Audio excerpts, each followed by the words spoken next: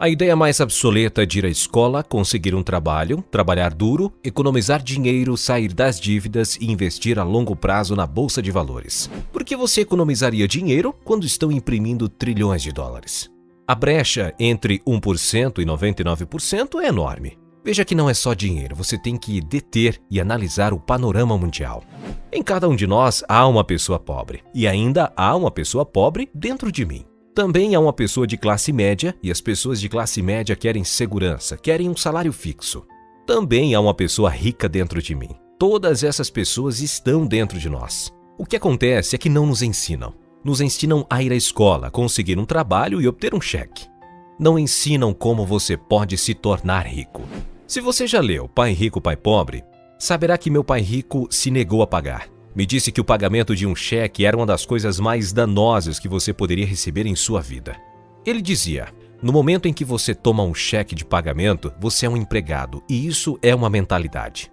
Então, meu pai rico nunca me pagou. Deixou meu pai pobre louco, um empregado do governo que pensava, você tem que pagar as pessoas. Meu pai rico não dizia que o saldo era mau. Ele dizia, você não deve ser escravo de um salário. Então, como um empreendedor, se o pai rico se retira, simplesmente empreenda em outro negócio. Não preciso de um cheque, não preciso que ninguém cuide de mim. Se o meu governo não me quer, eu me mudo para outro país, porque sempre precisam de empreendedores. Realmente, sempre necessitam dessa mentalidade e essas habilidades que possuem os empreendedores. Você vai ver que as pequenas empresas não operam com as mesmas regras que as grandes empresas.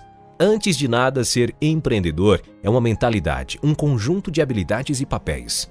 E, dependendo do tipo de empresa, as regras são diferentes. A mentalidade é diferente. As habilidades são diferentes.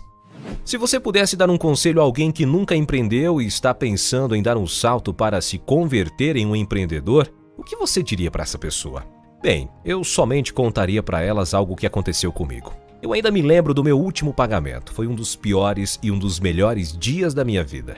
Eu estava em Porto Rico, estava trabalhando para a Xerox e meu chefe me deu o último cheque. Não foi um cheque de pagamento, foi um cheque de bonificação. Acredito que era mais ou menos uns 30 mil dólares. Assim que eu recebi esse cheque, eu disse para ele, santo céu, você sabe o que significa o último cheque? Então, eu estava emocionado, mas também estava perturbado. Então outra pessoa se aproximou de mim, seu nome era John. E John me disse, você vai voltar. E eu disse a ele, por quê? Ele me disse, porque você vai fracassar. Olhei para ele e disse algumas grosserias, porque foi isso que ele fez. Deixou a Xerox, fracassou e voltou. E eu disse a ele, você fracassou e voltou, mas eu vou fracassar e nunca vou voltar. E essa é a atitude. Sabe o que eu posso dizer? Sim, se você diz, bom, se eu fracassar voltarei com papai e mamãe. É isso que você fará. Então, quando você fracassa, é quando você se converte em um empreendedor. Não tive dinheiro durante anos, não tinha um salário, mas foi isso que meu pai rico me animou a fazer. Quando você não tem essa entrada segura, é que você volta mais faminto, mais inteligente e você prova a você mesmo.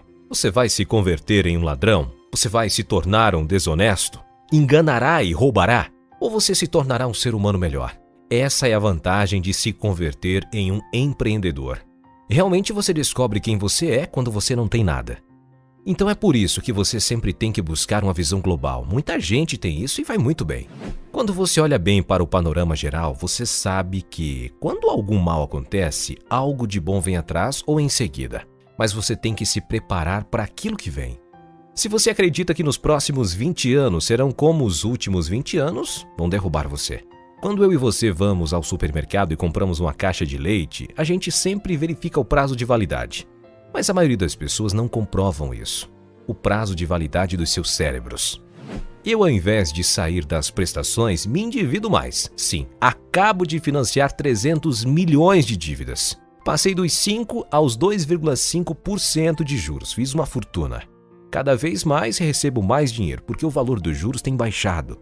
Então, enquanto alguns especialistas em finanças dizem, saia das dívidas, eu digo, aprenda a usar as dívidas. Você vai ver que quando eu voltei do Vietnã, em janeiro de 73, a primeira coisa que o meu pai rico me disse foi, vá à escola para aprender a investir em bens imóveis. Não eram os bens imóveis, era como usar as prestações e os impostos. As dívidas e os impostos fazem os ricos mais ricos. As dívidas e os impostos fazem que os pobres e a classe média sejam mais pobres.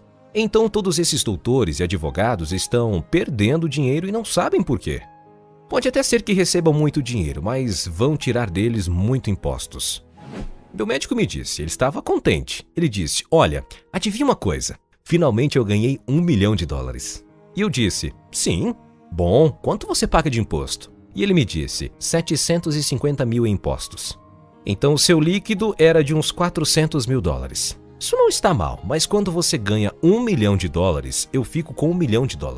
E a razão é porque eu não faço isso trabalhando por um salário. Então, você veja só, se você trabalha por um salário, você está sujeito a impostos. Por isso, a lição número 1 de Pai Rico, Pai Pobre é que os ricos não trabalham por um salário. O que nós fazemos em troca é criar negócios como empreendedores, adquirirmos bens imóveis, não invisto no mercado de valores. A razão é que como empreendedor eu tenho mais controle sobre minhas rendas. Quanto ganho e quanto pago de impostos. E como sou empreendedor, assim como investidor em bens imóveis, pago 0 impostos. Então, cada vez que eu faço, digamos assim, $1 milhão como empreendedor, imediatamente eu invisto isso em bens imóveis e tenho um degrau de 4-1. Então eu coloco $1 milhão de bens imóveis e obtenho 4 milhões do banco. Por isso eu gosto tanto dos bancos, mas os bancos estão prejudicando todo mundo. Por isso que você disse quando imprime dinheiro é bom para você, mas quando imprime dinheiro é ruim para uma pessoa assalariada? Porque quando imprimem mais dinheiro as economias se desvalorizam, pois assalariados têm menos poder de aquisição. Em troca, os investidores enriquecem mais.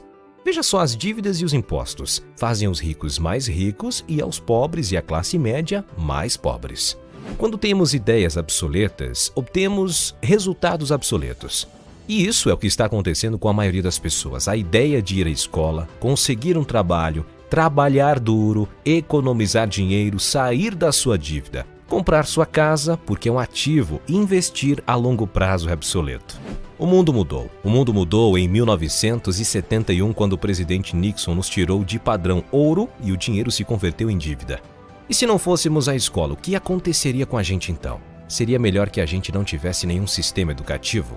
Não estou dizendo que a educação era mais importante antes, mas é que ela está obsoleta.